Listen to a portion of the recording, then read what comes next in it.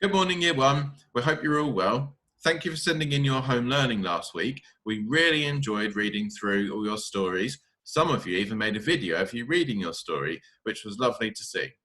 This week, we'd like to see some more examples of your home learning, so look forward to seeing them sent through on the Year 1 shared email address. Now, this week's English is all about the book Starry-Eyed Stan. Now, Stan is a starfish with a special talent, so let's have a look. Okay, here we go. So, Starry-Eyed Stan. Have you ever heard a starfish sing? I'm not sure if they can. Apart from one young boastful chap, a star whose name was Stan. One day he got up on the stage with fans all gathered round, and as he sang they cheered and swooned. Oh, what a gorgeous sound! But the smell of all the creatures who'd assembled in one spot attracted quite a nasty crab whose name was Lancelot. He said, what have we here? A feast of fish galore. I'll eat my fill and then come back to munch on even more. Now, when the fish saw Lancelot, they all began to flee. Click, clack. But starfish find that tricky, so they tend to freeze, you see. Young Stan still hadn't noticed that his audience was gone. He was caught up in the moment, so continued singing on. Then Lancelot approached him with a hungry-looking grin, but stopped and started shouting, oh, good gracious, what's that din? The tune was just too lovely for a grouchy crab to bear. You did it, all the starfish cried. You saved us with your flair. Please teach us all to sing as well. We need a new defense. But Stan just laughed. You'll never learn. My talent's too immense.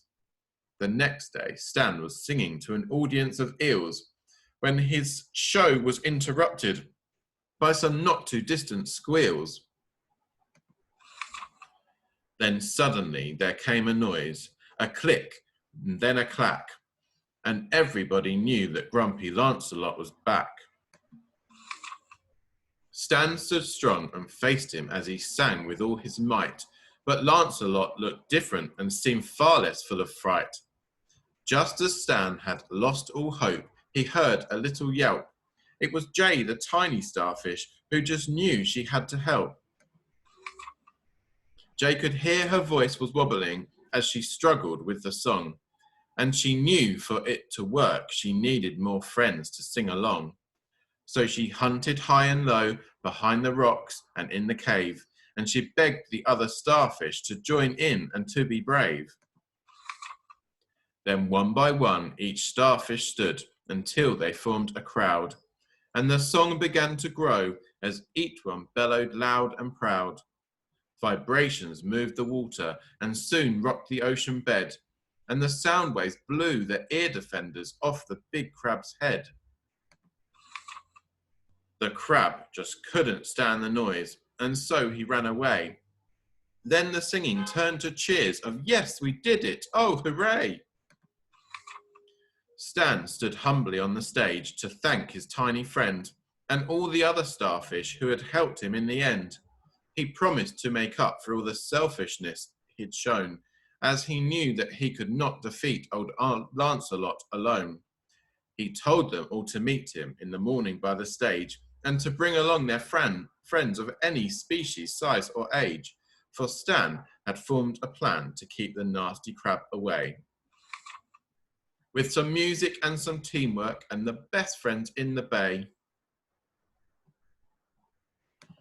Right, we hope you enjoyed that story. So this week's English is all based around that book. Today, we'd like you to have a little discussion with some people at home about the book. I'd like you to talk about your likes, your dislikes, and form your opinion based on the book.